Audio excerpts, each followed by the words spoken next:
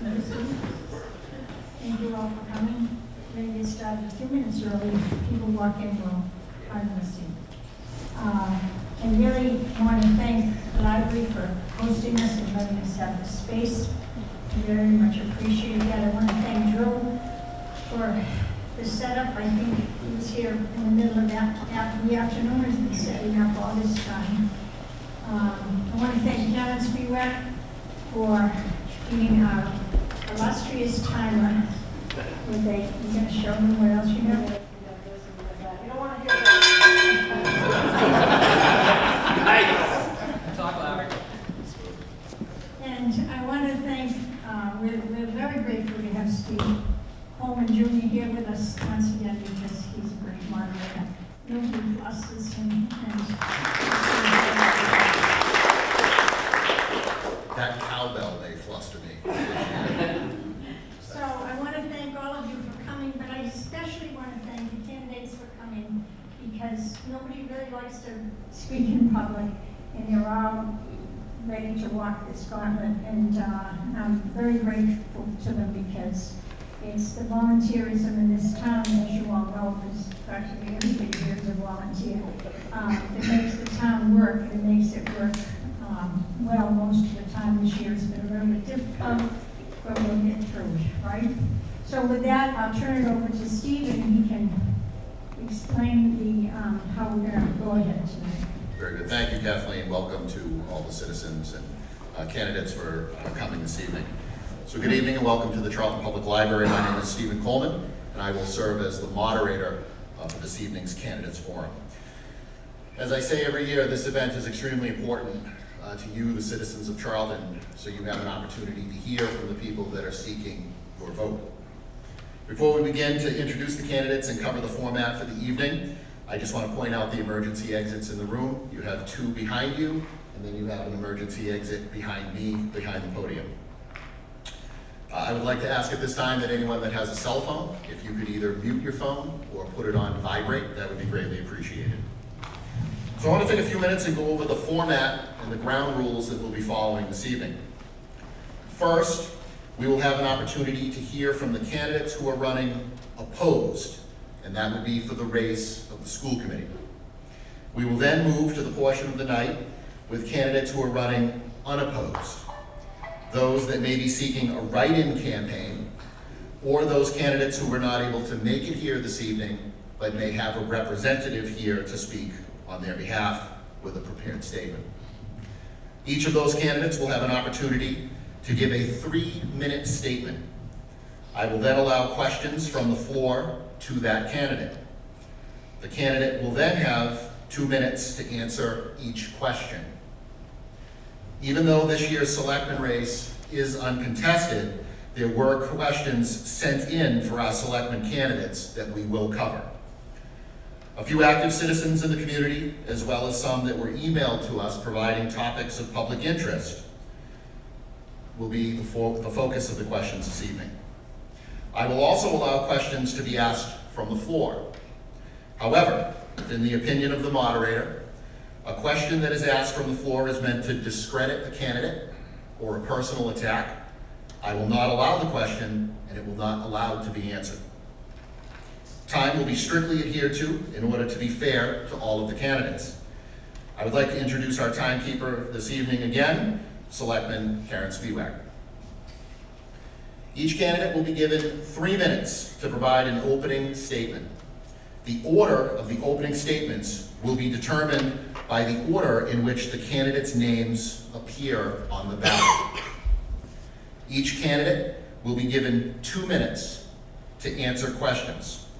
After each candidate has answered the question, the person who answered first will have 1 minute for rebuttal if they choose.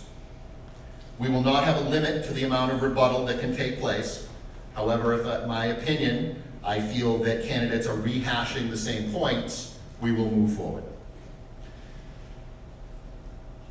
Each candidate will be given 2 minutes for a closing statement. The first closing statement will be given by the person who had the second opening statement. There won't be a test. I will remind you of all of this as we move forward.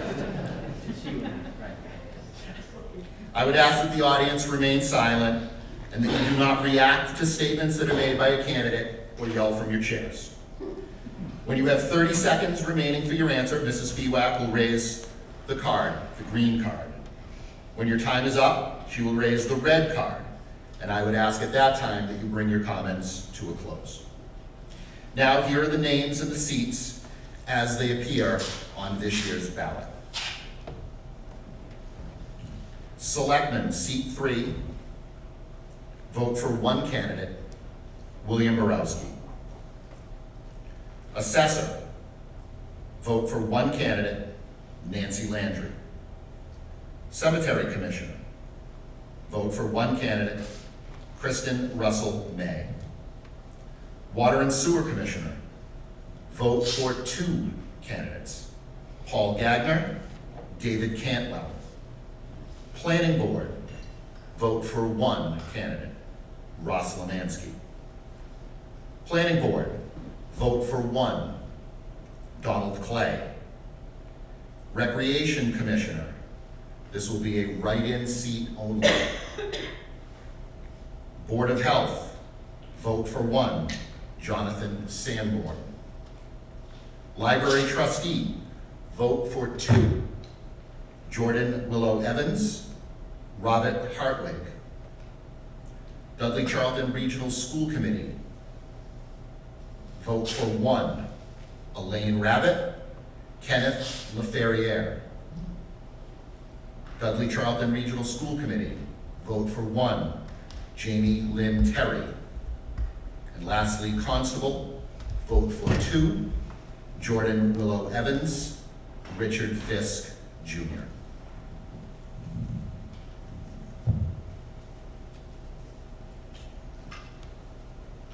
The race being contested that will participate in the question and answer portion this evening are the candidates running for the open seat on the Dudley Charlton Regional School Committee. We will now hear from the candidates running for the 1 open seat on the school committee, Mrs. Elaine Rabbit and Mr. Kenneth LaFerriere.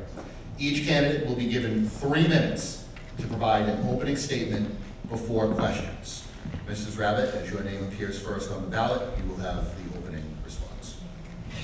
Good evening. Thank you to the candidates and committee, Mrs. Walker, and our moderator, Mr. Coleman, and to the citizens of Charlton for allowing me the opportunity to speak to you tonight. My name is Elaine Rabbit, and I am a candidate for re-election to the Dudley Charlton Regional School District for a 3-year seat. I've had the privilege to serve the students, staff, and communities of Charlton and Dudley since first being elected to the school committee in 2011. As one of 4 school committee members that represent the town of Charlton, I've made a commitment to be an active participant in the decisions and future planning done by the school committee. Since my first year in the committee, I have been a constant presence for the district at both the local and state level. On the state level, I've advocated for funding and legislative issues that impact Dudley Charlton and the other 55 regional school districts in Massachusetts. I have served on the MASC Committee for Regional Schools for 8 years. This committee has been seeking legislative support with bills and amendments for reimbursement for regional transportation and the establishment of a commission to study regional school funding and investigate the additional funding challenges that we face, and that will help the towns of Charlton and Dudley. Regional school budgets are very complex. I've been an active participant with the Mass Association of Regional Schools and attending training on topics such as budget and fiscal processes to greater enhance my knowledge so that I better serve the taxpayers of Charlton. I have attended the Mass Association of School Committees Day on the Hill in Boston to advocate for education issues and legislation. On the local school committee level, I have been attending the annual Mass Association School Committee 3-day conference in November, and I've been able to bring back to the district ideas and resources that have positively impacted the students in our schools. These include the areas in STEAM education and project-based learning, such as camp invention. Working in conjunction with former Superintendent Mr. Desto and Mrs. Antossi, we returned from conference and began the concept of identifying college and career pathways at Shepherd Hill. This allowed students a clear vision of what was offered and allowed us to plan for this in our budget process and strategic plans. I advocated for 2 years for the establishment of a budget and finance subcommittee. This subcommittee has been working diligently for 4 years years to dig deeper into how we best use our funding. I have chaired this committee 2 of the 4 years. I was proponent and strong advocate for reducing the size of classes at the elementary grades. Providing the best foundation of skills and knowledge at the elementary level creates greater success as our students grow and learn. When I first ran for a seat on the school committee in 2011, I made the following commitments. Be a voice of diversity. Bring a fresh perspective relevant to children and families of the district. I believe I have done this by consistently staying abreast of current and future issues related to education. In the time I've been on the committee, I've grown in my knowledge and perspective of how the decisions we make impact the future of education in our district. Use my business skills to be analytical in decision-making. Provide transparency in the budget process. Ms. Rabbit, I just asked that you bring your comments Sure. to a close. I have done this in my work and on the subcommittee for budget and finance. We've had a long, proud history of student performance, and I hope to continue that work. Thank you. Mr. Leferrier, you have 3 minutes. Thank you. I want to thank you all for being here tonight. I want to thank Kathleen Walker and the whole group for setting this up every year. Thank you to Steve Coleman for being the moderator. It's great to be here and contribute to town government by taking an active role in this process. I also want to take a moment to welcome Mr. Stephen LaMarche to our district as our new superintendent. I look forward to working with him. For those of you who have been following my campaign, I've adopted the hashtag Dudley-Charlton Regional School District Pride. I'm extremely proud of our wonderful schools, and especially proud that my 2 little boys will benefit from this great education that they are receiving. As I mentioned, I'm a very proud Shepherd Hill graduate, and I'm an alum of our wonderful schools. Both my wife and I are excellent examples of what it means to have a quality education. I have a valuable perspective of being a graduate and can provide the knowledge and experience that will only continue to enhance the education system in Dudley and in Charlton. I do want to work with our state legislators to return to the promises that the state of Massachusetts made when promising 100% reimbursement for regional transportation. As you might know, school systems that regionalized received a promise that the transportation costs would be covered completely by the funding received from the state. We too need to, as a community, hold the state responsible for their promises and ensure that this funding returns in full to our district. Additionally, we need to continue to advocate in collaboration with our state representatives to correct the funding formula at the state level. It is obviously not working well for many towns throughout the Commonwealth. Secondly, I'd like to see continued collaboration between the school committee and both towns' Board of Selectmen and finance committees. I think we have a lot of work we can do here at home. While the state funding formula needs to be corrected, we still need to focus on the reality of today and tomorrow. We need to have clear communication, transparency, and open discussion between both towns and the school committee. The schools will have capital needs coming up, and this will continue, and we need to continue to maintain and upgrade our buildings. The issues with the funding formula at the state level will not be solved overnight, so it's imperative we have options to find solutions to ensure the quality education here in Charlton continues. As I said, I'm really proud to be here tonight, proud that you're here tonight, and I ask for your vote on May 4th, this Saturday. Thank you again. Thank you, Mr. Leferrier. Mr. Leferrier, you will have the first question. What do you see as the job of a school committee member and the committee as a whole? And what is the time commitment and effort involved? And how will you fulfill this role and commitment? Thank you. For the role of the school committee, I see it as 3 things. I see it, one is to hire a superintendent, to set a budget, and to make policy decisions for the direction of the district. That is the bottom line of the basics of the school committee. I do not believe in a school committee that micromanages the administration of the district. I'm not saying that's currently happening. I'm just saying that the school committee has those 3 basic functions. And a big one is the policy, what the direction of the district will be, and how the community works as a team to move the direction of the district forward. I feel that it's essential that the committee is not Dudley-Charlton. It's Dudley-Charlton together. We are one committee serving both towns. Yes, we're representing each of the towns, but it's essential that we collaborate and be a team and show the communities that we are working together to better the schools. Was there an additional part of that question? How will you fulfill this role and commitment? So my fulfillment in this role is I pride myself in my current employment to be a person that bridges communication and collaboration between people. I'm a people person. I work with people in my job all day long, and I'm in a position where I have very little authority in my employment, but I have to make an impact, and I have to create and institute change. And so I become very fluent and become somewhat of an expert in my career to bridge gaps and bring people together for a common purpose. Thank you. Thank you. Mrs. Rabbit, same question. What do you see as the job of a school committee member and the committee as a whole? And what is the time commitment and effort involved? And how will you fulfill this role and commitment? Mr. LaFerrier has already outlined what the law asks committee members to do. So the role, first and foremost, is to be in charge of hiring, firing the superintendent, providing performance reviews. But we are the responsible party for approving the budget and for writing policy. Policy impacts the budget and the cost of budget. The policies that you put in place impact the budget. Looking further, I also look at the role of the school committee member for the taxpayers and constituents that I represent in Charlton as being your fiscal watchdog for how that money is spent, so that we are providing the excellent education that we expect for our students, but also in the most fiscally responsible way that we can. So there is analysis that we've been looking to do in budget and finance as to how to best utilize our limited funding.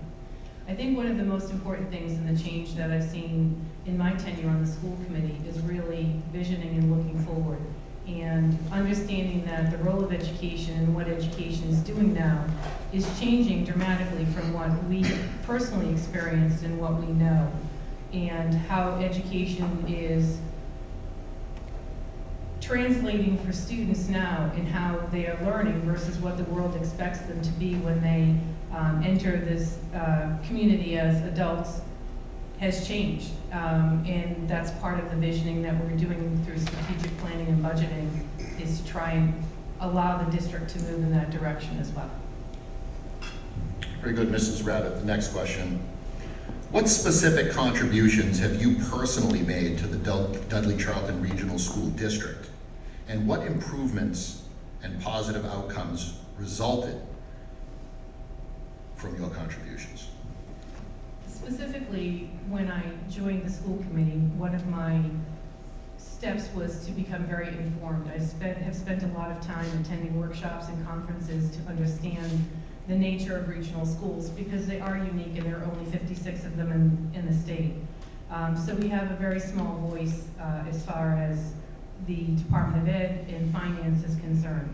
So one of the things that I've done is to attend the yearly conference every year, and I've brought back a lot of resources. When I go, I look for things that would make an impact for Dudley Charlton that hopefully don't cost a lot of money, but impact students. And Camp Invention is something that I'm very proud that I brought back to the district that the students have been enjoying for the last several summers. And I think one of the other biggest impacts that we've made is in identifying the career and college pathways at the high school. It's allowing students to really look at Shepherd Hill with an eye of what they want to do and be in the future. Additionally, I'm very proud and a very strong advocate with Superintendent Desto to reduce our class sizes at our elementary schools. And I think that's been very important, that we start the foundation of students learning in the most optimum environment possible. And lastly, the establishment of the Budget and Finance Committee, which I think has allowed us to work very well with our limited resources over the last several years to continue what we can do. The district has a very proud history of doing well with not a lot of resources. We continue that work, but we need to do it smarter as we go forward. Mr. LaFerrier, same question. What specific contributions have you personally made to the Dudley Charlton Regional School District? And what improvements and positive outcomes resulted from your contributions? As I shared in my candidate statement, I am currently a member of both school councils at Charlton Elementary School and Shepherd Hill Regional High School. Been on Charlton Elementaries for the past 2 years and Shepherd Hill the past year. I also big supporter of our schools as far as being having children in the district and learning about what's going on in their classes. And they're in Cameron School. My younger isn't in the district yet, but he will be. So I have a long-term interest in this process, obviously. And I would like to say that I try to foster the culture that is Dudley Charlton Regional School District. And when I talk about culture, I talk about what our teachers mean to the district. My son's first grade teacher took time from her schedule on her personal time to attend every single one of her students' extracurricular activities, such as baseball or soccer and things like that. And I thought that was such an impact, or made such an impact with me, to know that our teachers continue to give more and more of who they are in their time. I think that really says a lot about the culture of our district and what it means, and I hope to continue to foster that relationship as I have and will continue to do so. I also have been proud of continuing to support, especially in the elementary school level, supporting the social and emotional needs of students. Those are areas that are teaching, as Mrs. Rabbit indicated, today's students and what's needed for today's student learners. And those are areas that I would like to continue to foster and work with at Charlton Elementary and obviously throughout the district to support students to be the future adults of tomorrow. Thank you. Last question, Mr. LaFerriere, you will answer first. What are the biggest challenges facing the school district in the next 3 to 5 years, and how will you address them? So there are a number of challenges that the district faces currently and will continue to face. I think obviously one of the biggest challenges that the district faces is the budget. And I strongly believe while we can still continue to advocate and support our local legislative leaders to make changes at the state level, that still needs to happen. I think more needs to be done here at home. More needs to be done here in Charlton and along with our colleagues and partners in Dudley, with both boards of selectmen, to continue to figure out a way, while the state tries to make improvements and changes, figure out a way that we're going to continue to fund the highest quality education we can here in both towns. So the budget being one of the biggest areas. The second biggest area that I've noticed in attending school committee meetings and talking with parents in the community is we need more community engagement.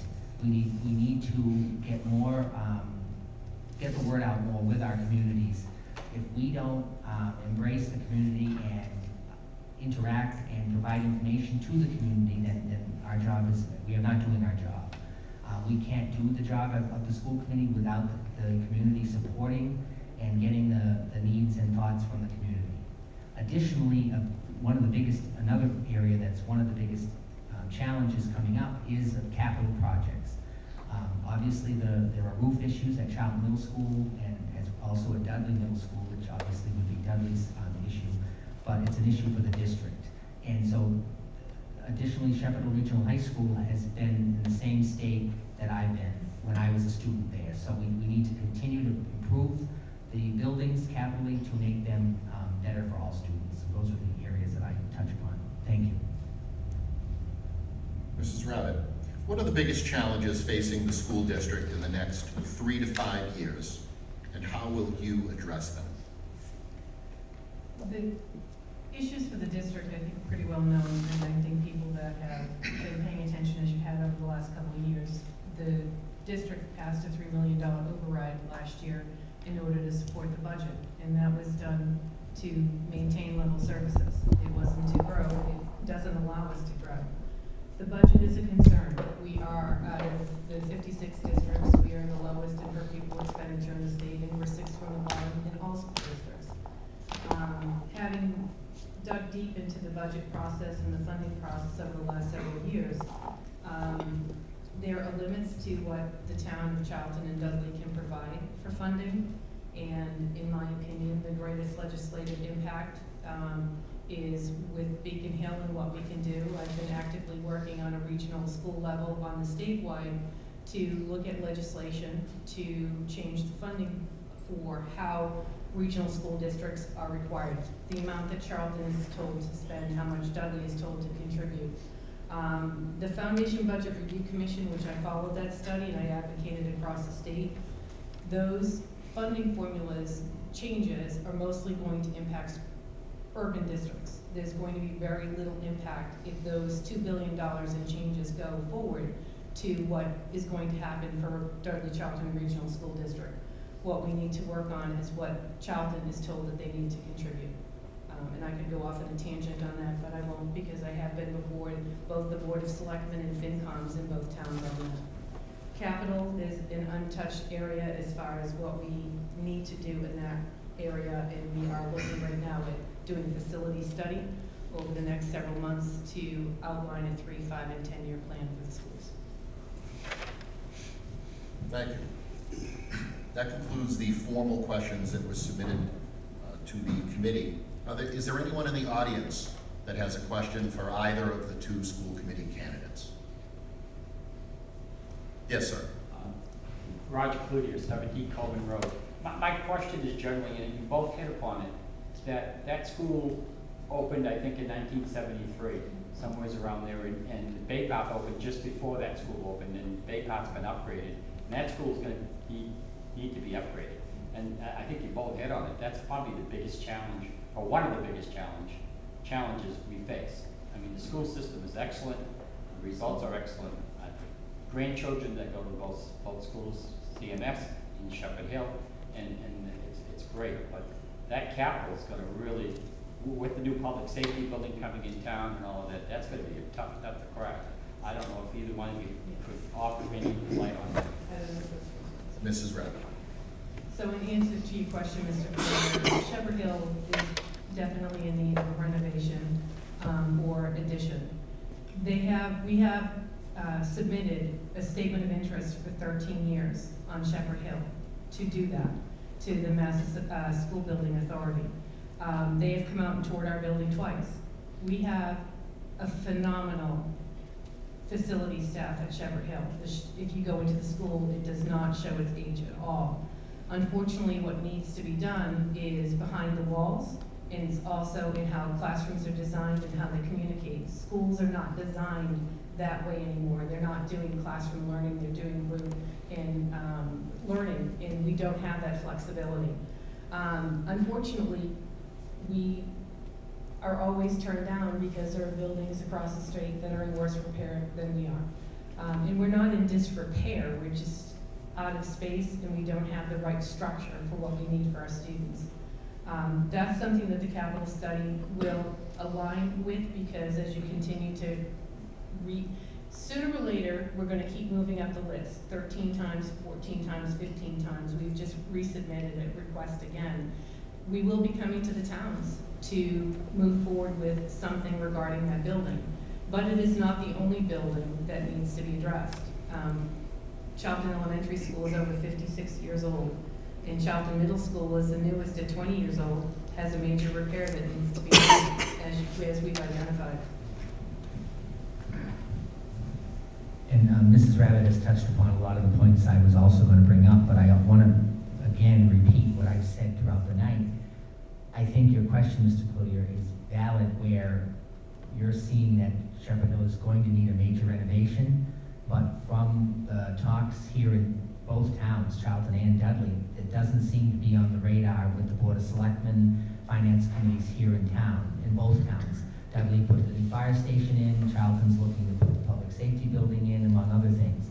And so that's an area I feel here at home locally that we need to work better with and advocate more closely between the school committee, the Board of Selectmen, and the finance committee to really get us on the radar as far as the schools, because these are going to be major capital projects that are going to have to be done, and it is going to be a request of the taxpayer at some point. So that's an area I feel that we can fix that at home. The capital piece is going to be up to the towns to contribute, obviously waiting for the state to approve Shepherd Hill as the next school in line for the renovations. That would be key, but a good majority of the funding is going to come from the towns. And so it's important that we continue to collaborate and be a united team as far as school committee, finance, and board of selectmen in both towns. Thank you. Are there any additional questions from the audience? Seeing none. Mr. LaFerriere, you have 2 minutes for your closing statement. Thank you. There has been a lot discussed tonight, obviously, with the candidacy. Mrs. Rabbit and I were talking about, I guess in some ways we should be proud to be the only contested race here in Charlton. But then again, maybe it isn't a good thing. It's too bad that there aren't more contested races and more folks coming out. That being said, I want to say that the schools are my heart and soul. I love the schools. I think we have great educators and a great administration and a whole great team that's really educating our students. And it would give me great pride and privilege to be on the school committee to pay it forward. I benefited from the great schools we have as a student of the schools and a graduate of Shepherd Hill. And now I want to be able to pay it forward, again, not just because I have kids in the system. I would like to educate all the students in both towns together as a united community for our school district. It's not about my 2 kids, it's about all the kids of the district to ensure everybody is getting the high quality education that we have continued to expect here in Charlton as well as Dudley. So it gives me great pride to be here as a candidate, to be proud of what we have accomplished and look forward to what the future will bring for tomorrow. I thank you again for being here tonight, and I look forward to seeing you on Saturday at the polls, Saturday, May 4th, 8 to 8. Mrs. Rabbit, we're going to be especially tired. Anyways, have a great day. Thank you very much. Thank you, Mrs. Rabbit. 2 minutes. I want to say that it's been an honor for myself to have served the district for the last 8 years. I rambled on a little bit to begin with, but when I ran in 2011, one of the statements that I did and I share with Mr. LaFerriere is paying it forward. I think education is the greatest gift. I think it's the equalizer that we have in our society for all students to set them off for the best future as an adult. I believe that I have a very strong passion and advocacy for education. I was advocating for education long before I became a member of the school committee. I continue to do so. My son is now a 9th grade student. We still have a long future ahead of us for education, and I will continue to advocate for education for everyone. I have spent and dedicated a great deal of my time and my passion over the last 8 years becoming well-versed in education and being a strong advocate for the district, not only within the district, but for the district with our legislative bodies and going forward. I believe that my experience and my knowledge base provides a unique perspective on the committee because I do look at it not only on a local level, but what we need to do on a state level in order to provide the quality of education that we expect here in the district for our students. When I go out and I speak to people, I speak about the greatest asset that we have in our district, which is our teaching staff. It is 75% of what our budget is, and it is more than 200% of the outcome that we present for students. So I would ask for your continued support so that I can return to the school committee and serve you on behalf of the students of Charlton and Dudley. Thank you. Thank you very much to you both for your participation this evening. I will just give the option to all the candidates.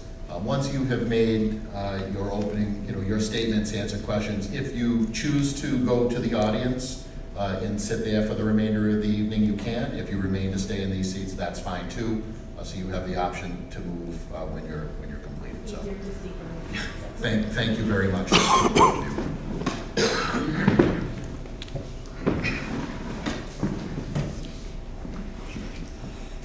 We will now hear from candidates who are running unopposed, who may want to make a public statement.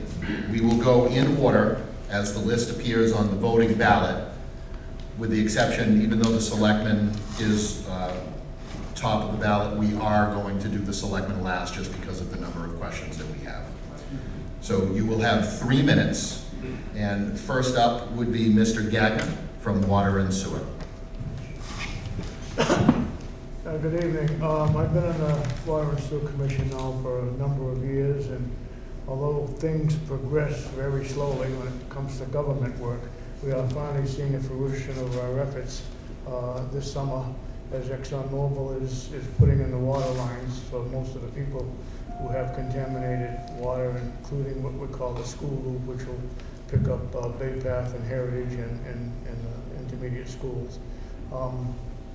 It's taken quite a long time to do that. Everything we do has to be approved by the DEP, so there's all kind of meetings with that. But anyhow, they've already done L. Stevens Road. The water goes from Main Street up to Masonic Home. They did that one last fall.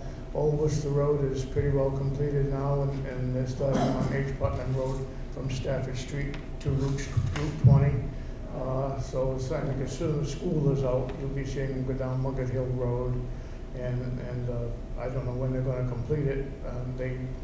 ExxonMobil, it's their money, so they do it kind of, I guess, as they feel like it, or as much as they're able. But they have promised to put on probably 3 working crews this summer to get it done as quickly as possible.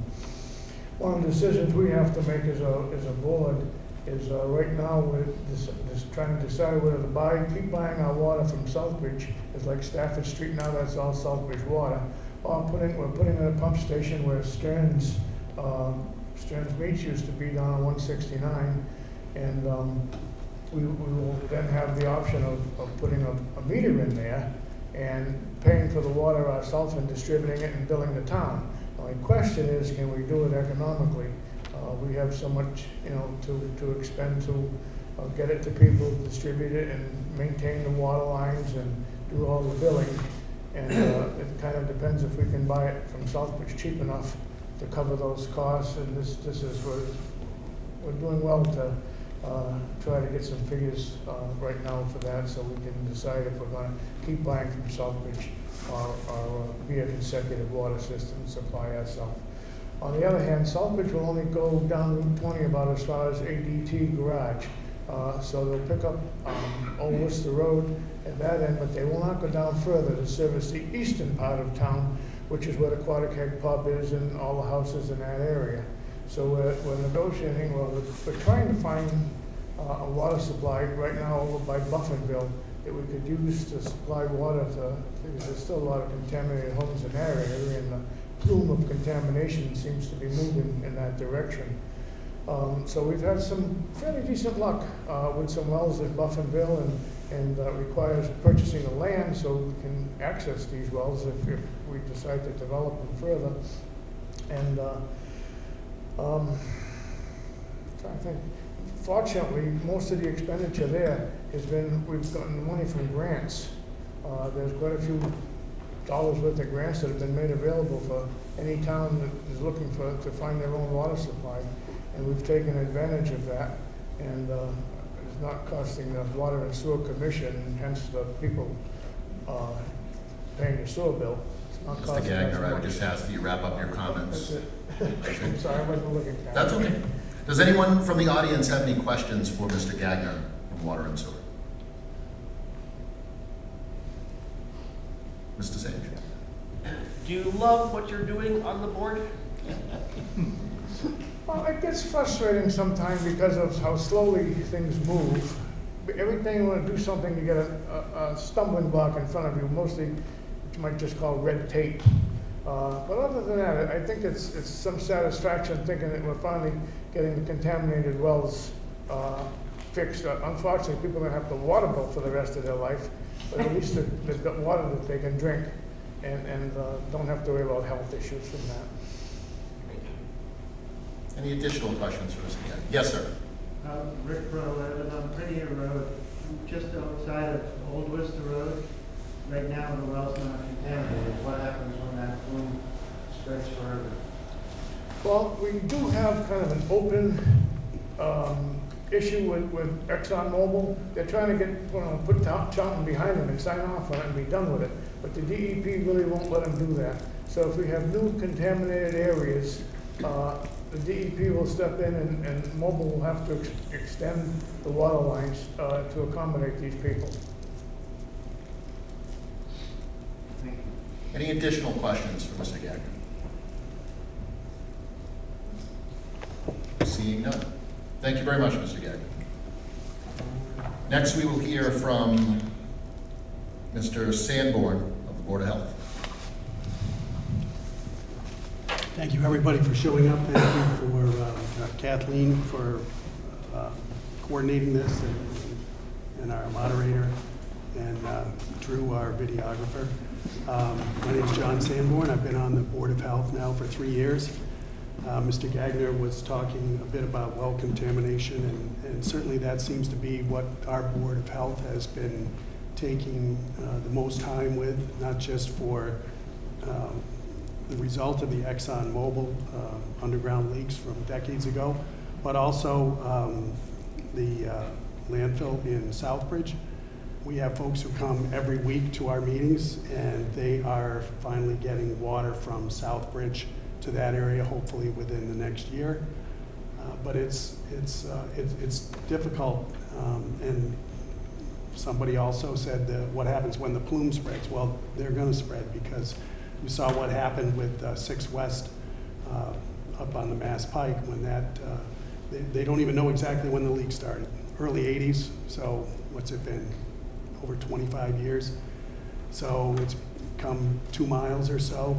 So folks who are south of there certainly would have some concerns, and it's good to know that ExxonMobil will be putting forth some money for a remedy for that situation if it does occur. There's also contamination that's gone north that people may not be aware of. It's gone up as far as Gould Road. So there are some houses up there that are also affected from gas spills. So some of these folks are on water special, they're called POET systems, point of entry treatment systems, for the houses so that they're having clean water. However, this is like anything else, it just seems to just keep spreading. So unfortunately, this is what our Board of Health has been doing quite a bit of, listening to and working with Water Sewer Commission and other boards and some of the other officials. We are also monitoring our 2 landfills in the middle of town, and we recently sent out 9 letters to residences on Burlingame Road based on what our engineer thought would be the most likely area where any plume of contamination would go. Unfortunately, only 1 person responded, and we got their well tested and came back clean. So that's the good news. We're going to continue to do this for years and years, and the DEP is also overseeing that. I'm sorry, but I'm out of time. 10 seconds. 10 seconds. All right. I'll touch on other things as we go forward. John, is Thank that you. mic on? It is on. Maybe I'm just Closer to it. Yeah, just Closer. a little closer. It is on. all right. Are there any questions for Mr. Sanborn? Ms. Beaver? For the moderator. Question about cancer studies, the most recent that's been done, and has there been any kind of overlay regarding or correlation to look at where the contamination in town, you know, what we have from ExxonMobil and then Casella, if you will, to see if there's any correlation with the contamination? I think I asked that a long time ago, but I don't remember. And actually, I'm glad you brought that up, because that was actually something that came up at one of our meetings recently. It's within the last 6 months. If you want, I can give you a copy of this study. I'd have to get that through Jim Philbrook, our Board of Health agent.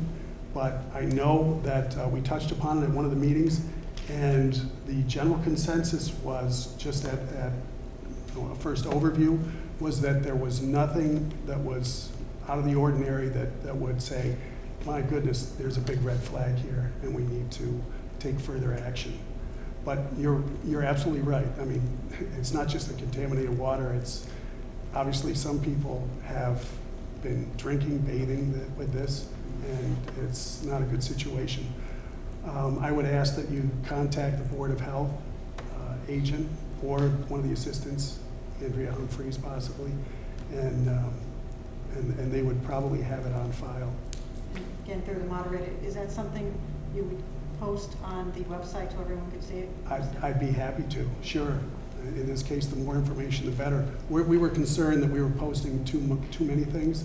I mean, people are worried about Lyme disease, measles, food recalls and so forth, so, but yes, we can, Thank you. yes. Well, Any additional questions from the audience? Seeing none. Thank you, Mrs. Simplin. Next, we will hear from the candidates for library trustee. I will just remind those in the audience and those at home watching that this is not a contested race. These are for 2 open seats. And we will first hear from Jordan Willow Evans. Thank you, Mr. Moderator. And as everyone else echoed before me, thank you to everyone who came out tonight. It's so very important that we take an active and engaging role in our community, especially at a local election level, something that not a lot of people usually find very exciting, but most likely will impact you in ways that lawmakers on a higher plane won't. So my name is Jordan Evans. I am one of your library trustees currently, originally elected in 2015 to fill a vacancy and then re-elected the following year. I've also been involved with the local cultural council since 2011, the Dudley Charlton Education Foundation since 2013, the government study committee in 2015, and as one of your registrars of voters since 2013. More recently, I've become the coordinator of a program in the surrounding community called Colors, which seeks to offer resources and educational resources for members of the disability community and their caretakers. But this is important to me because all of this pertains to education, which, as someone in the library board of trustees, I find to be a core value of what it means to be a trustee. One thing I did in 2017 was I was involved with briefing the Federal Department of Education on student policy. And in working on that, I found this great passion for trying to make our institutions as inclusive and open as possible. So as a trustee, I have had this privilege to see our library now adopt a policy of a fine-free. We don't find books anymore. It is kind of a classist and a necessary barrier to our patrons accessing books that honestly we really weren't making that much money from anyway. I also saw the modernization of our non-discrimination policy. I've seen the language in particular expand to include all of our patrons, regardless of gender identity. And I've also drafted the social media policy, which we have in place so we can engage with our patrons on the evolving terrain of social media, something that a lot of other municipal boards still struggle to kind of tackle head on. Education is so important to me, as I said. And for a lot of people, the only time you can really find yourself educated and the only time you can really engage the system and pursue academic institutions is during your time in the school system. For those people who want to continue to better themselves and expand themselves, they have to turn to 40 Main Street. They have to turn to the library. We need our public libraries to be as open and inclusive and as modern as possible, especially for, as Elaine said, a society that's changing in a world of education that has differing expectations than before. We need to continue to foster an inclusive and welcoming environment ready to serve as a hub of knowledge and discovery in this evolving society. And I see I'm getting the red sign, which is fine because I have 3 more minutes and I will come back. Thank you. Dr. Hartwig. Thank you. I'm Bob Hartwig, and I have already served 2 terms as a library trustee. For the last 5, I like to call myself the scribe, but I think the official title is secretary, preparing minutes and writing reports, which I actually like to do. But I'd just like to say, you know, one of the reasons I really love this library is that it's one of the few community services that really serves every age group, right? From toddlers downstairs where, you know, the activities are fun, of course, but they instill a love of learning and reading, which may stay with them for the rest of their lives. We certainly had books, but we not only had paper books, we have e-books, we have audiobooks. Download them from your Kindle. You never have to leave home. The meeting spaces here are in constant use. You can see what a beautiful space this is. There's an extensive series of informative and entertaining programs ranging from Islam to ice cream. So something pretty much for everyone. And I just want to see this place continue to evolve into the 21st century, and I would be happy to serve another 3-year term. So keep it short. Thank you, Dr. Harmon. Does anyone from the audience have a question for either of the candidates? Seeing none, thank you both. One more. And lastly, we will hear from Ms. Evans again for the position of constable. I have many hats. So yes, I am also one of your elected constables. And kind of switching gears for a minute, the library as an institution is something that we've all engaged with on a semi-regular basis, if not a regular basis. It's a hub for resources, and it's a hub for new experiences, and it's a hub for all of these things that you can engage just right here in the center of town. A constable's a little bit different. A constable is a position that exists to enforce our, the civil process part of law. It's something that a lot of people really only think does work pertaining to the posting of warrants and our town elections and things of that nature. But in reality, there's a lot that goes into being a constable. And the reason why I talk about this, as opposed to trying to sell myself as a candidate for constable, is because, as I had mentioned before, I was a member of the Government Study Committee. And one of our recommendations is that our constables need to have adequate funding and they need to have appropriate training, because it's more than just posting warrants, and it's more than just trying to post elections as they come. There is so much more to it, including a writ of public execution for property, the serving of capias, the serving of subpoenas, a number of things that if the constable is not well versed in or has prior experience, could very well go awry and have to go back to the courts.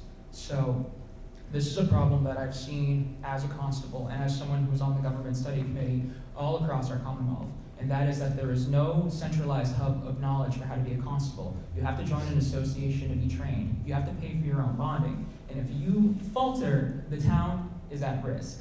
If you are not bonded, or if you fail to adequately do your duties as a constable, that can fall on the town. So, as a constable, I have been pushing for more attention to this and a focus on getting us an adequate stipend so we can afford this training and we can afford access to these resources so you, the taxpayers, and residents of Charlton are not at risk. So if you vote for me again as your constable, I will continue to work with Richard, who is not here tonight, unfortunately, in trying to come up with a way that we can cover all these very important topics and best serve you as your constables. Thank you. Thank you. Any questions from the audience for the constable candidate?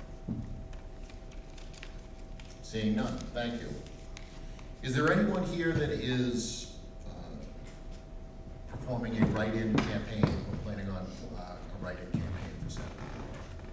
Will I get 3 more minutes? Nice try. Okay, seeing none. Is there anyone here serving as a representative that would like to speak on behalf of a candidate that is not here with a prepared statement? Seeing none. We will now move into the position for seat 3 on the Board of Selectmen. Again, the candidate is Mr. William Borowski. Mr. Borowski, 3 minutes. Thank you, Steve. Apparently, I'll be here for a while after, so if you want to stand up during this, that's absolutely fine. First off, I want to echo the thanks to Steve and Kathleen, and I must say I'm quite surprised that Karen has not been as tyrannical as I expected with her use of the cowbell. So, obviously a sign of a quality elected official. I'd also like to thank the Board of Library Trustees, as well as the staff. When you roam these halls and you find their nooks and crannies, you're reminded of the proud tradition and history of our town. You're reminded of those who came before us and made sacrifices so that we could benefit. The important word there is we. Not I, not you, but we. And over the next 3 years, over the next 3 weeks, we have to learn to trust one another again. We have to learn to dialogue. We have to learn to succeed together. Because I believe that any solid relationship is built upon trust. Whether it's a spouse, a best friend, or an elected official, you need that level of trust. When you vote for an elected official, you are ceding some authority to that person to represent you to the best of his or her ability. And you can't always watch them. So the reality is that when you're not around, you have to trust that they're going to do the right thing, even if nobody's there to watch them. Months ago, when I first decided to run for this position, I told myself that I have to earn every single one of, or I should say, I have to earn the trust of every single one of you. I sit here tonight and pledge once again that I will work every single day to earn and deepen that trust. Because once again, that is the only way that we can succeed. Because we often think of, at least the past year or so, many of our discussions have been dominated by marijuana. And whether it's been pro versus con, zoning, etc. However, we can't forget that we have a $30 million operating budget. We have a $28 million proposal for a safety building that's coming up in 3 weeks. We have a DPW building that needs repair or renovations. The school department, as Elaine and Kenny so nicely spoke of, it needs both operating and capital costs. And quite honestly, when you drive around some of our roads, the reality is that we need a lot of work done there as well. So what I promise to bring to the board is a new vision, a new perspective, one based in finance, one based in questions. I am beholden to no one. The reality is that objectivity for me is key. I will ask everyone the same types of questions. One might even consider them prosecutorial at times. I don't mean them to be. But in order for trust, we have to get back to understanding one another.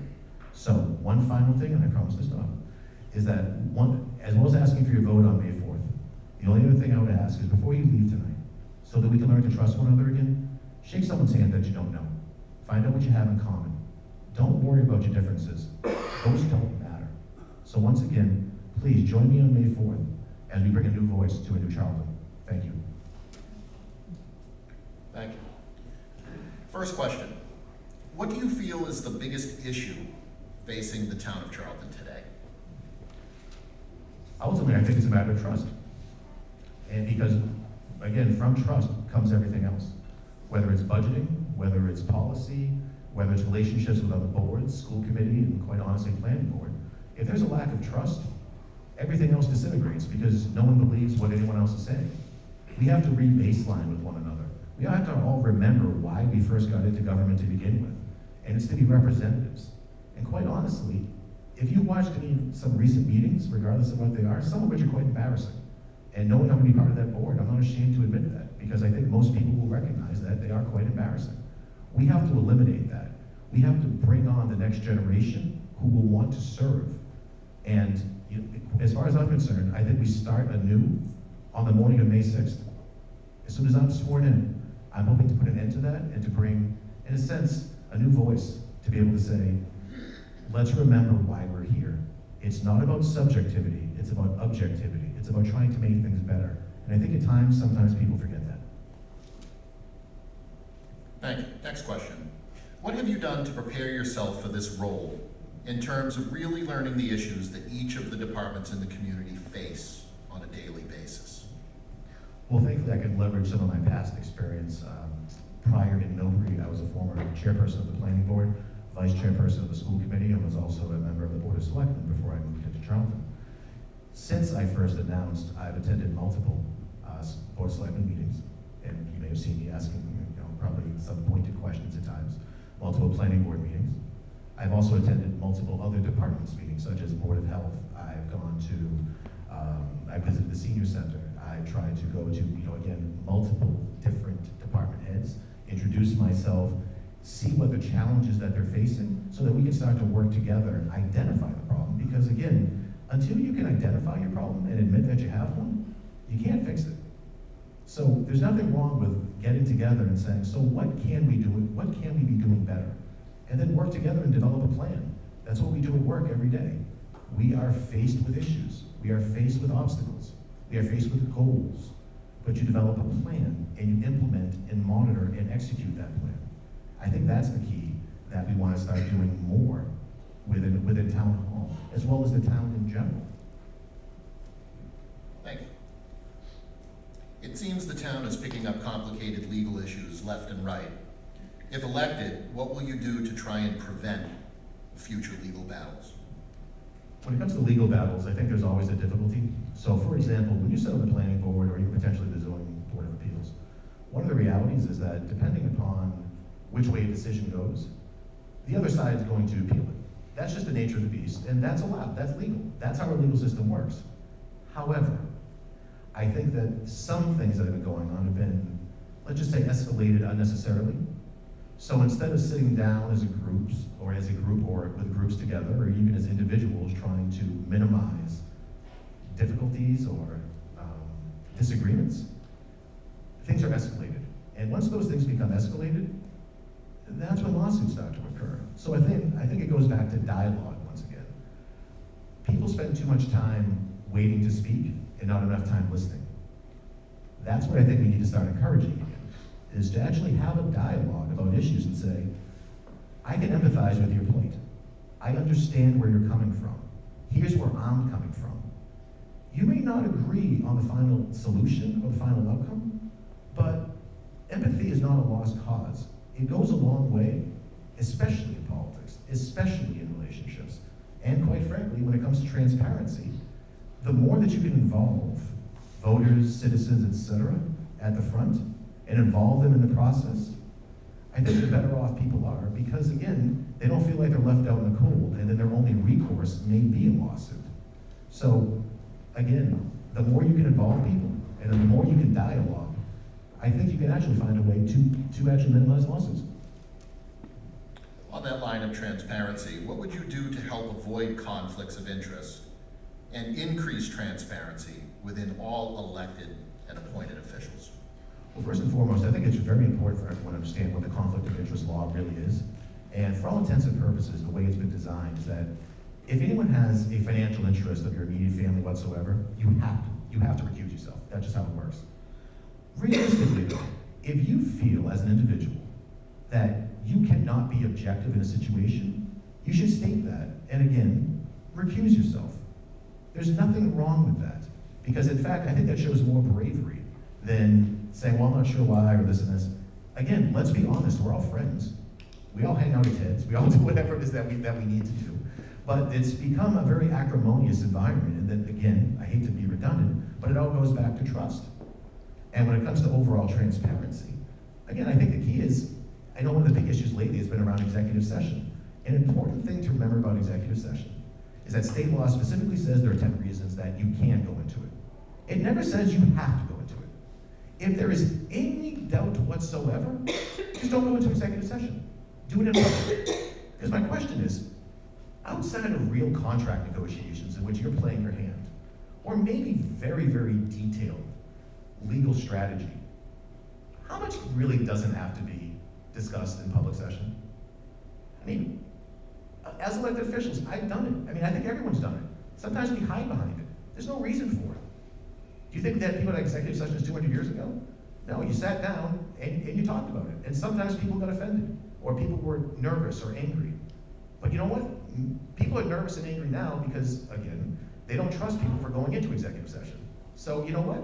Maybe we change our overall strategy and start saying, we're gonna have a lot more open discussions unless we legally can't. The issue of marijuana has somewhat divided the community. If you could speak in detail on where you stand on the VGG issue. I think divided might be the understatement of the year. So on VGG, let me be as clear as I possibly can. My objection to VGG is not based upon their business model, the people there, etc. I have a objection based upon, I agree with the planning board's site plan review decision that it is not zoned properly for that area. I think the judge will be faced with a very difficult decision because I honestly can articulate both sides of the argument. What it comes down to is that marijuana, according to state law, and again, take this up with the legislature, is not considered agriculture. Also, you have to make the argument of knowing that it is I will say a large portion of the business model is based upon production. And does that then qualify it as manufacturing and therefore should be involved in an industrial zone? The other side of it is that our bylaws were never updated to take into account marijuana before VGG got here. And our bylaws specifically call out horticulture, greenhouses, etc., as an allowed usage within an agricultural zone. VGG's argument is that by growing marijuana inside such buildings, that is a legally allowed usage, which is what our CEO and our town council consultant also believes. I happen to disagree with that. And I think the judge is going to be faced with a 50-50 on this. I really have no idea which way this is going to go. So my objection to VGG is zoning alone. If they were in an industrial zone, I'd have no problem with it. That being said, if the judge overrules the planning board and says that it is a legally allowed use, all I will do is monitor and execute the host community agreement as it's written. Because they have a right to legally be there, we have a legally signed document. At that point, as long as they fulfill their obligations, it is what it is. I know it's not always what people want to hear, but again, I think you need to look at both sides all the time, come up with your own decision, but again, understand the other side's point of view, because you're going to have to deal with it one way or another. Last question. Do you think the ballot question on Charlton's marijuana regulation is confusing? And can you explain in detail which way a resident should vote if they wish to support VGG in the community, or if they wish to oppose them? I'm sorry, did you say VGG? Or? Yes. Okay. So it's very important to note that, first of all, I do think it is slightly confusing, especially for people who aren't political junkies, like probably most of us in this room, or watching it on TV. The reality is that currently VGG is grandfathered in their zoning, and a lot of it depends upon what happens with the definitive subdivision review, whether they'll have that freeze for 8 years. So, if in fact they are grandfathered in, this really shouldn't have any impact on VGG whatsoever. Now, the warrant article, the ballot question itself, yes, I think it can be considered confusing, because you have to remember, this is about a ban. So if you're voting yes for a ban, you no longer want marijuana, and I'm using this at a very high level for now, you do not want recreational marijuana to be sold, cultivated, etc. within our borders. If you're voting no, what that is saying is that you don't want the ban, and you want it to allow it to be continued. This has nothing to do with marijuana usage, and I think that's the problem, is that people confusing the ballot question with usage versus the ban. If you think about it as you're voting on a ban, that will help you. So the answer is, if you want to ban marijuana, you vote yes. If you don't want to vote, if you don't want to ban marijuana, you vote no. So one might think it's a little complicated because it can be considered the inverse. When you're in the booth voting, remember it's about a ban, not about marijuana usage. It's around a zoning bylaw ban. That being said, I'm actually opposed to it. Meaning that I will be voting no against the ban. Reason being is that I believe that marijuana usage is not the evil that some people have made it out to be. And quite frankly, I think the bigger issue is that as long as it's zoned properly, as I believe it is right now, it can be beneficial, potentially revenue-wise, to a community. So I have no issue whatsoever with voting against the ban and keeping it as is. Thank you. Are there any questions from the audience for Mr. Borowski? Oh, good. This is Ms. fun. Walker. Thank you. Bill, I am full of admiration for your courage in taking this on this year in a very difficult board that you're about to join. What I'd like to ask you is, you've made some comments and some promises here specifically about trust.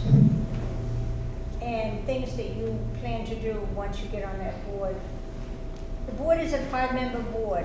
How are you as one person going to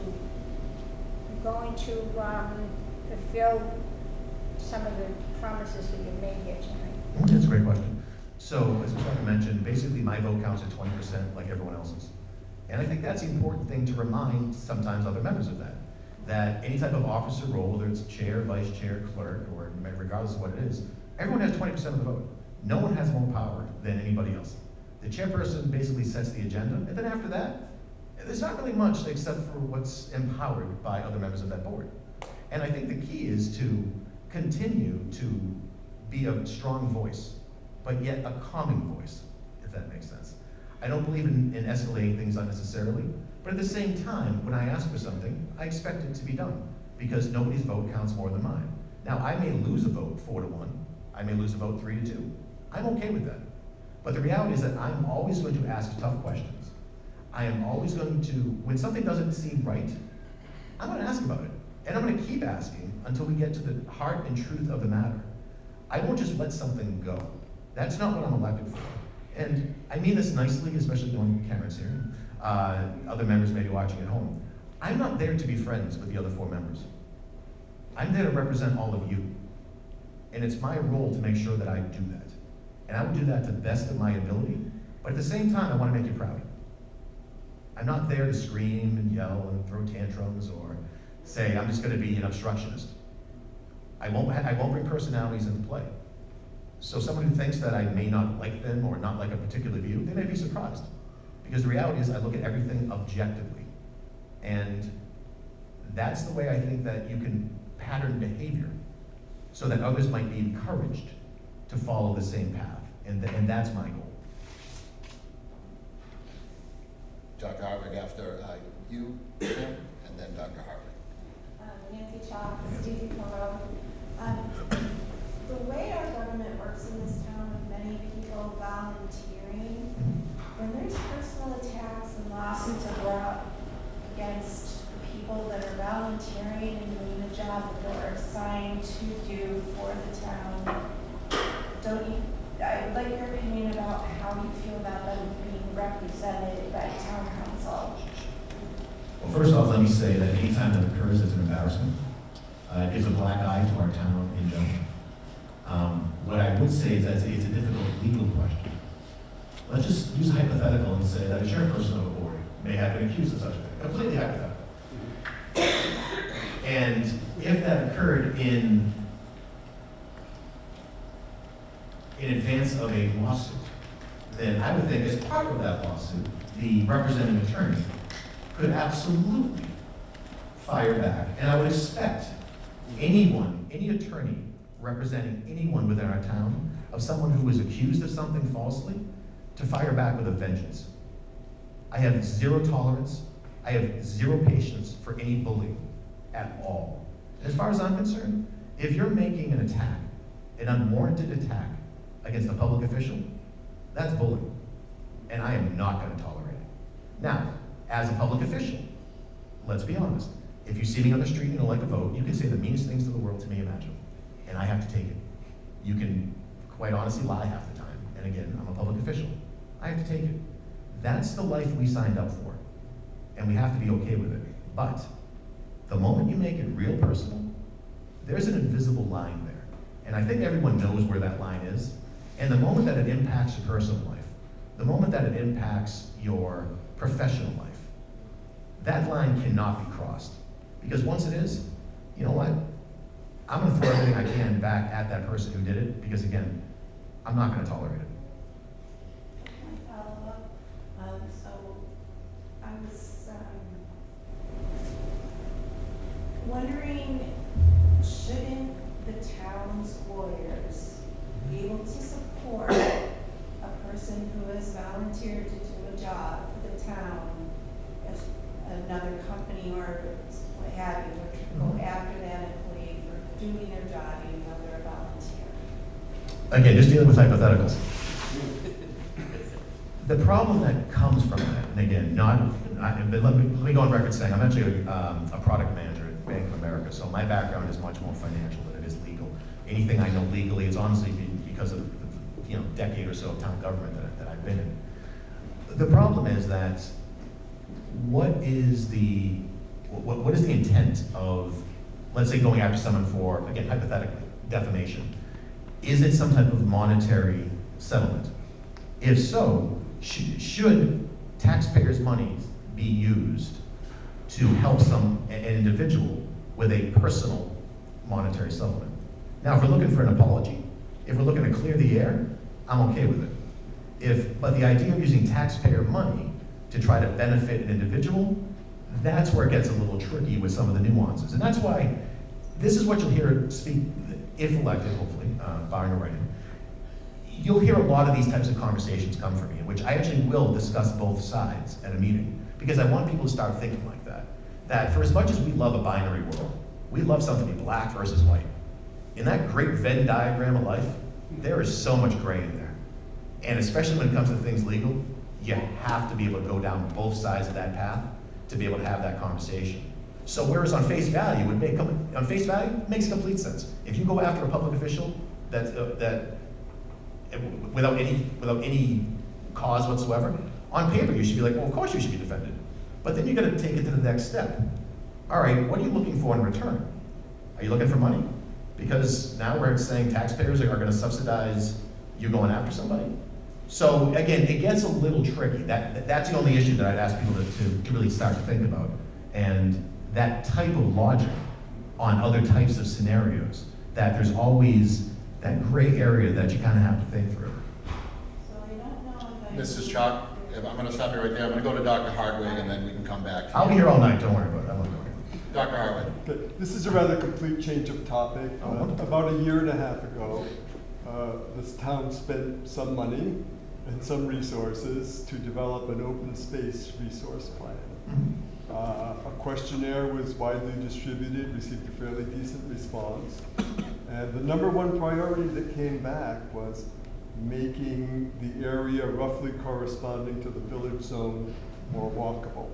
Constructing sidewalks where there are no sidewalks, enforcing a snow removal ban, doing something about dodging mailboxes sticking out of orange Home Depot cans, and generally making the place, more friendly for walkers, joggers, and more attractive, frankly, and more livable. Do you see any way to make this a higher priority in town? Because the situation is obviously for a long time. But to make our downtown maybe more like Oxford or Sturbridge or Auburn or Spencer. No, absolutely. So a couple things. I will say one of the first things I loved, but first of all, I grew up in Dudley back in the day. And one of the first things that when I decided to move to Charlton, one of the things that really attracted me was the common, quite honestly.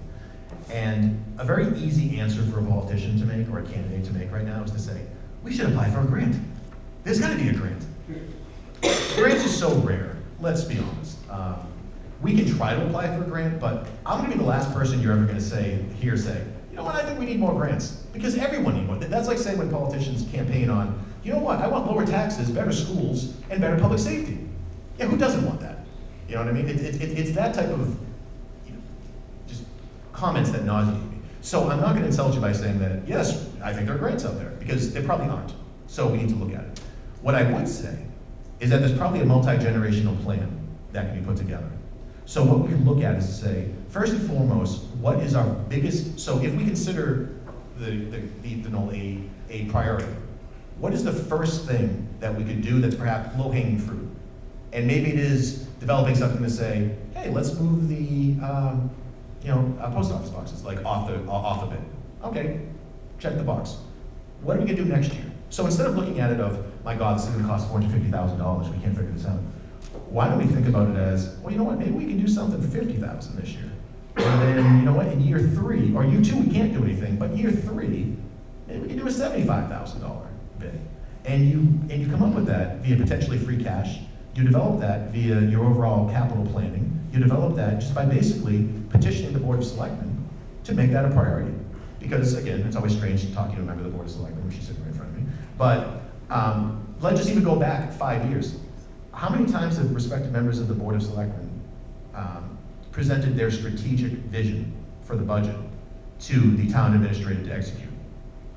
If that's a priority, and if I think that that should be a priority, yeah, I will bring it up and say, you know, Ms. Graver, this is what I would like to see a plan to get developed. Now, I may get voted down by my colleagues, but if I consider that a priority, my assumption is that my policy, if it's passed, is going to be executed. So again, you know, to that point, Mr. Howard, I think it's really just a matter of saying what is a priority, and then taking it up in the budget, and apply for grants. Yes. Second stage, how do you get individuals to develop an understanding that community-based funding actually is a valuable thing for their own community, that it's not really a dirty, nasty idea? By community-based funding, I'm referring to taxes. I always get frustrated when certain select people would say, nobody likes paying taxes, and I have to say, I like paying taxes because I recognize that there's a common good in my community that I would like to see even better. I'd like to see my common good great. Absolutely. And so I'm willing to fork over more of my earned money to see these things to fruition. But how do we get people to understand that there is that common good and it does cost us money for all these things? Well, I think you have to have the conversation first, and meaning that you actually have to want to have a real dialogue, that you actually get time on the Board of Selectmen's agenda and say, look, this is what I want to talk about, and have an honest conversation. Because you're right, everyone says, I don't want to pay more taxes. Really? Well, yet we have a beautiful library, we have a senior center that could have more funding. I mean, I understand that. We have beautiful commons, we have beautiful ball fields. I mean, we have a lot that we don't wants versus needs. So when we think around town government, what's a need? All right, schools, public safety, you know, we make sure the roads are plowed. After that, it drops off real fast around what a need is in town. We have a lot of wants that we are perfectly willing to pay taxes for. Actually, I should add schools, sorry. But yet, we are willing to pay more than net school spending, and again, I know we should, for the schools. We are willing to pay to keep a beautiful library open. We are willing to pay, to make sure that the commons are manicured and things like that. So to your point, I think you need to shift the conversation and to say it's not a tax, and it's tax money may fund it, but it's an investment. What is the return on investment of your tax dollars in your community? I think when you start to frame it like that, almost like, again, it's Wall Street, of if you're willing to invest $5 now, knowing that your property value is going to increase by 100 later on, that seems like a pretty good deal to me. But as long as people are immediately hear the word tax and just shut down without wanting a conversation, it's going to be a problem. So what I would say, it's all right, let's talk about a return on investment in community funding. Any additional questions from the audience? Honestly, I love this stuff, so keep coming, I really do. Yes, ma'am. Hi, 90 Old Worcester Road. How are you? I'm right next to the aperture, the stream goes between. Oh, of course, yes. Yeah. By the way, I should add that I'm trying to lower the voting age to 1. So I just want to throw that out there too. So, are you trying to say that the revenue that would come from BGG is so important to help us build our schools and make our schools better? Oh, goodness, no. Okay, thank you. Because I'm going to say, because we might as well do a drug program too. Oh, yeah, no, I mean, well, here's the thing, and you touched on a very important topic, that it's a philosophical question, but it's one that's important, especially in an executive leadership role. What kind of town do we want to be? Oh, it'd be Mayberry. No, really, I mean, no, truly, I mean, do we want to be Auburn Westboro, who has a tremendous amount of business, but small yards, they have, tons of traffic, they have, and a lot of issues that go along with that? Or do we want to be Charlton? I mean, how many people, just by a show of hands, and I promise I'll be quick, how many people grew up in Charlton? That means the rest of you moved here, like I did.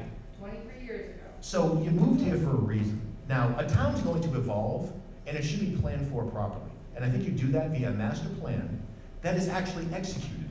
You don't just make the master plan and throw it in a drawer. Every single policy should then be based off of that master plan. But it's an interesting number here, that people who are showing up to watch this, the vast majority of us have moved here. And we moved here for a reason, because we moved here for the culture. If we want to preserve that culture, we have to develop plans to make sure that it does. But again, don't expect the town to stay the same way it was 25, 50 years ago. That's never going to happen. That doesn't mean it has to turn crazy overnight and turn into this cosmopolitan suburb of Worcester. That's not going to be our style.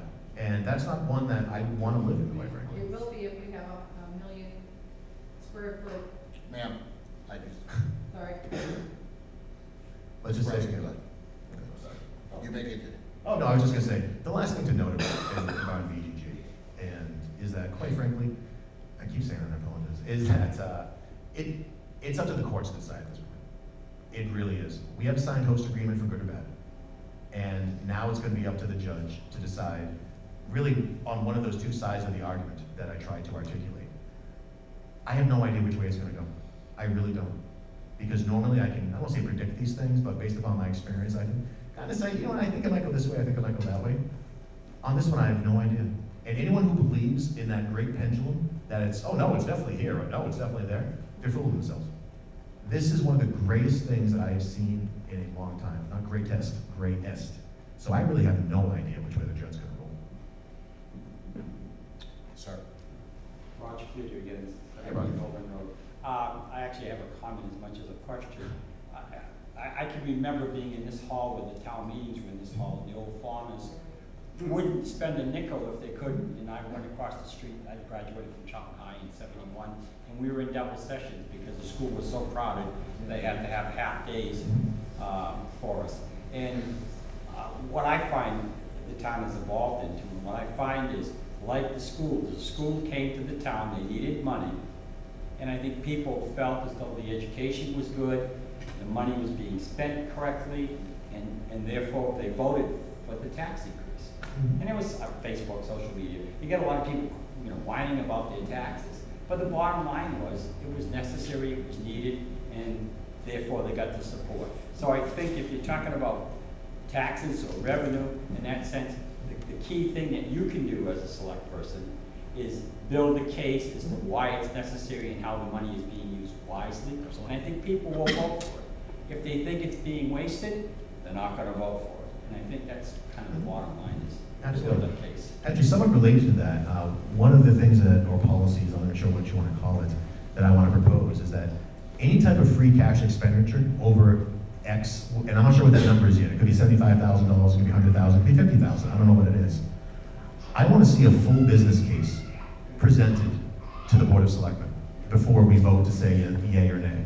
To be able to say, so why is this more important than something that's on the capital plan? Or why is it not on the capital plan?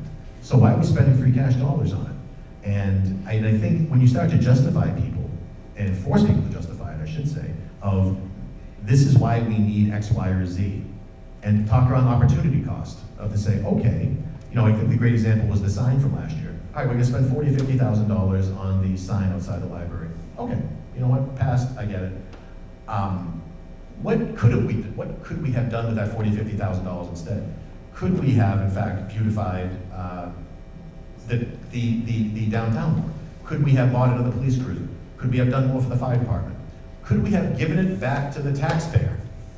That's a conversation that we're not having as much anymore, to say, how do we lower our taxes? Like a debt exclusion. They're great for budgeting. I understand them.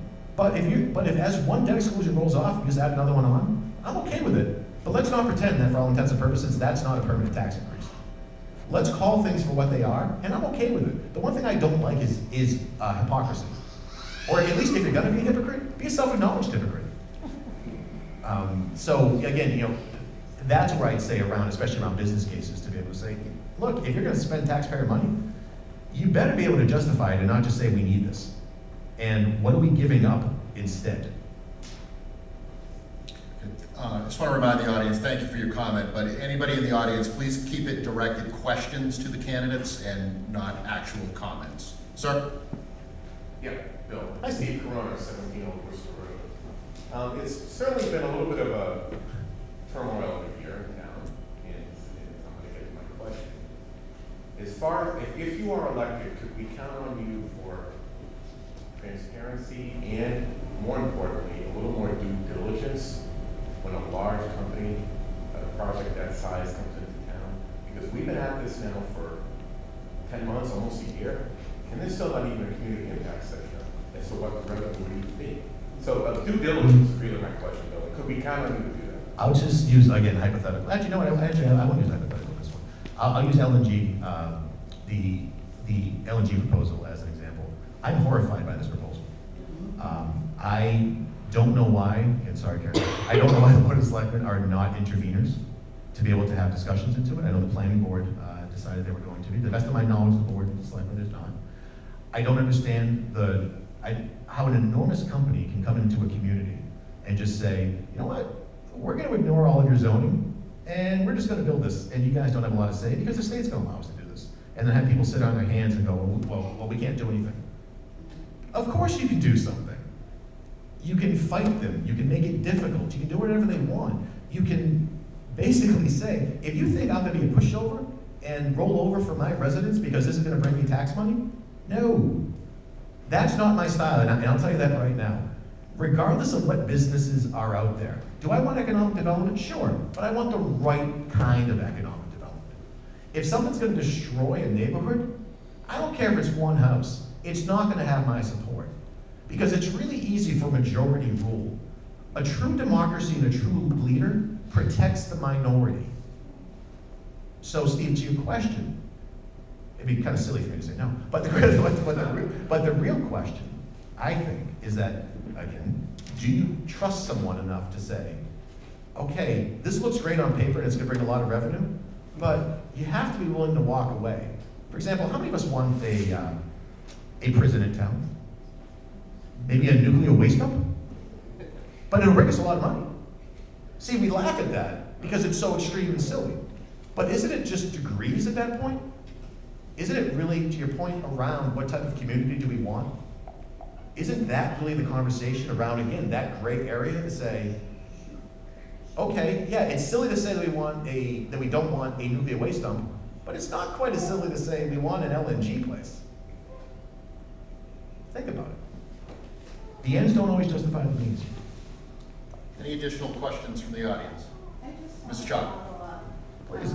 I wasn't really referring to any kind of slander, but what I was referring to is if a person... And again, I'm just going by hypotheticals. So. No, I know, but if a person's actually doing their job for the town, and if a company or someone is disgruntled and comes after your employee, shouldn't that employee have legal counsel available to them that the town would pay for? Depending on what it is, absolutely. So again, I mean, on that type of hypothetical, it's difficult. But generally, here's what I believe. That when you are especially a volunteer in the town, or even an employee of town, regardless of what it is, you get certain protections. And that's what all of our taxpayers go for.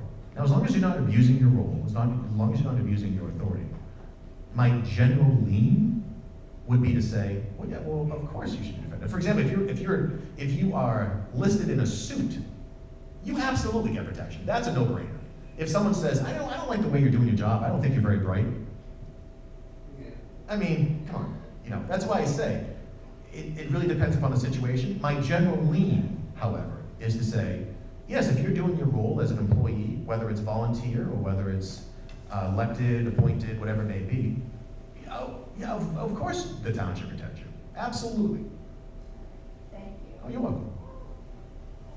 Any additional questions from the audience? Would you run for president? Honestly, you couldn't pay me enough. Actually, you know, just very, very briefly on that, someone once asked me if I'm doing this to look at higher office. And meaning, you know, nothing significant. Because actually, a lot of my friends are like State Senator Mike Moore, Paul Frost. I mean, these people I like to hang out with.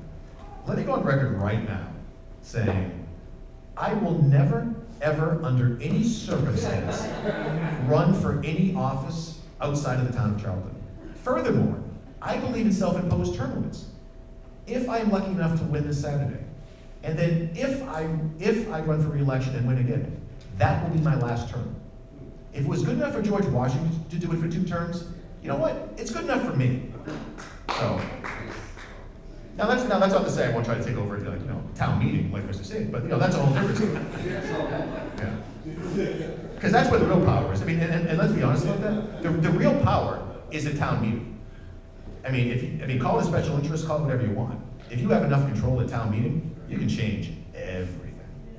So who knows? In 6 years, you might see me, being some revolutionary at town meeting with a beret, trying to say, "That's it, I'm cutting everything. You guys are all." Sorry. Any additional questions from the audience? Okay then. Come on, Bill, tell us how you really. To use my mass accent, I'm wicked sorry. Ms. Spearman. Don't yell at me, I'm sorry. First, thank you for running, I do appreciate it. My question to you is, what are your thoughts on large ground-mounted solar arrays, and would you believe they should be limited, the number should be limited to how many we have in our town? I think at this point it should be limited. What I'd like to see is much better zoning. In fact, generally, let me say, and I promise I'll be more specific, I think our entire zoning needs to be relooked at. I think between that and our subdivision rules and regs, and again, I know it falls under the umbrella of the planning board, but I think that members of the Board of Selectmen or Board of Selectmen as a whole can help drive that discussion. Our entire zoning map is a mess, and it's got to be looked at. The fact that we've had so many problems with solar over the past year, the fact is that we are potentially losing $1 million depending upon that lawsuit. Yeah, that's a problem. Personally, I think we should put the brakes on for a bit and absorb what we currently have before we start taking new things on. I'm not anti, in any way, alternative energy. In fact, I'm quite for it. And I'm definitely not a NIMBY person.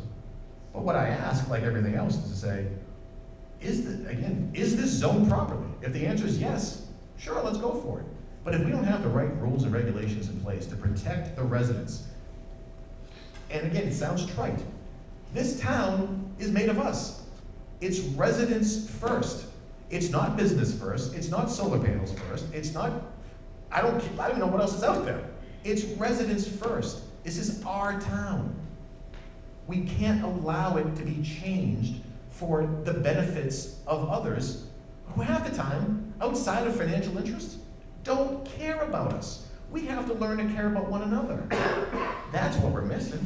So anyway, going back to your question, yeah, I think we should stop. Any additional questions from the audience? Yes, sir. Rick Rowe from Golden Premier Road.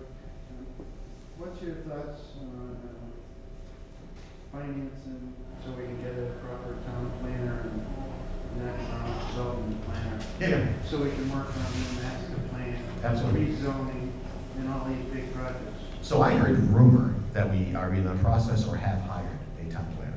I could be wrong on that, so I apologize to people who are much better in the know than I am.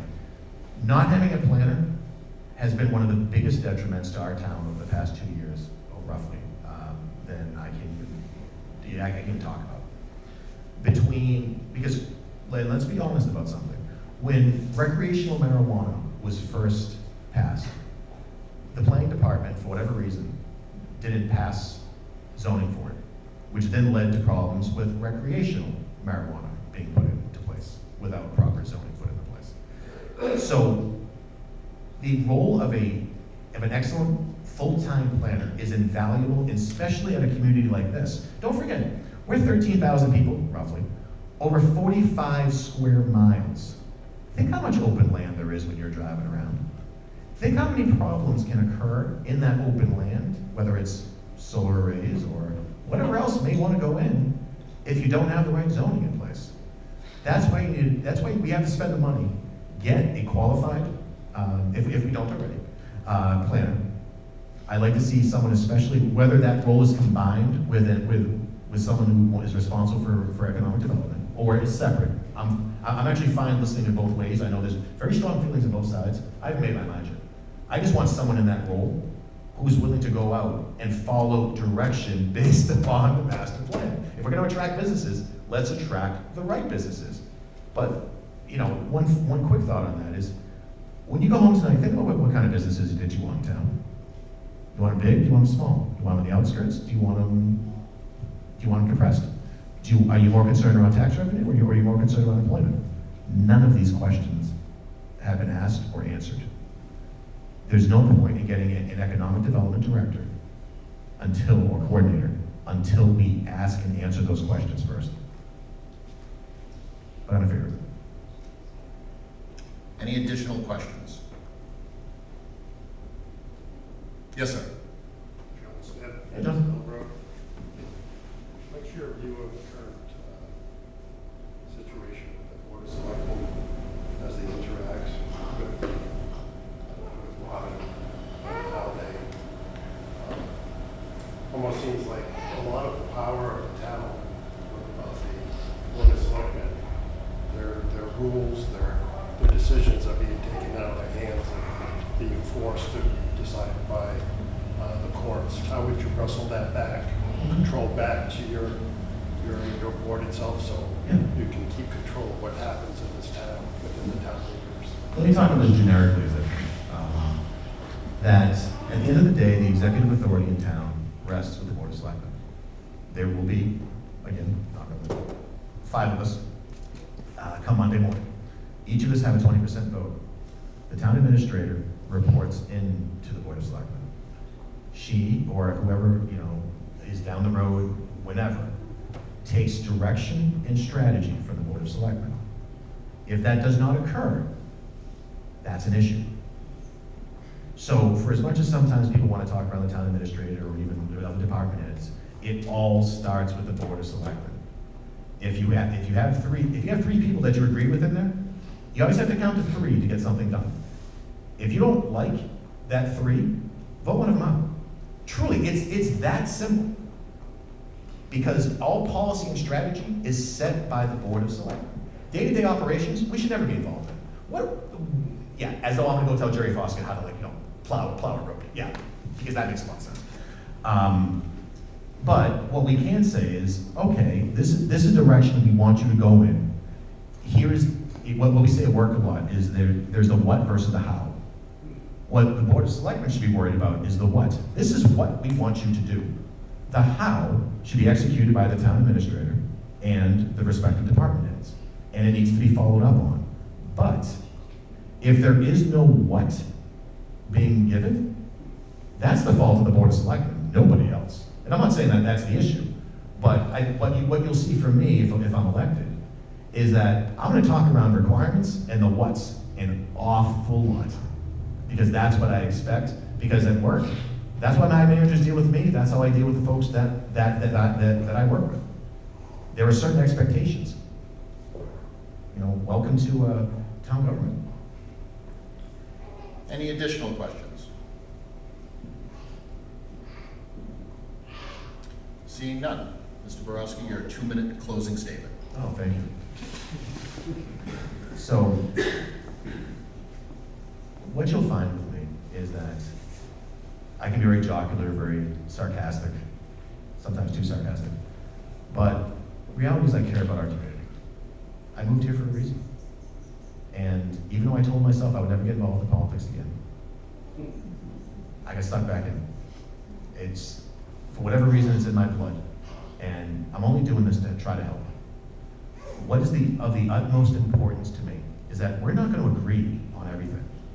Quite honestly, you may disagree with me on a lot of things because people like to pigeonhole people into, well, you're on this side, or well, you're on that side. I'm going to be in the middle on just about everything. But it is the utmost importance to me that you understand when I vote for something, why I voted for it. Here's the role of the Board of Selectmen. You research an issue.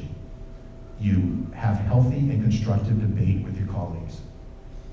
You articulate your vision and reasons on why you believe something the way that you believe. And then you take a vote. And then you know what? Rinse and repeat. That's all it is. If you do those 4 steps as any member of any board, people aren't going to like you. You're still going to get hate mail. But you know what? I like to think they're going to respect you. And to me, what I want to do is earn your trust. But like I just said, it means just as much to me that even if you vote me out of office, even if you don't vote me in on Saturday, all I want to do is earn your respect. Everything else takes care of itself. So again, thank you very much. Thank you.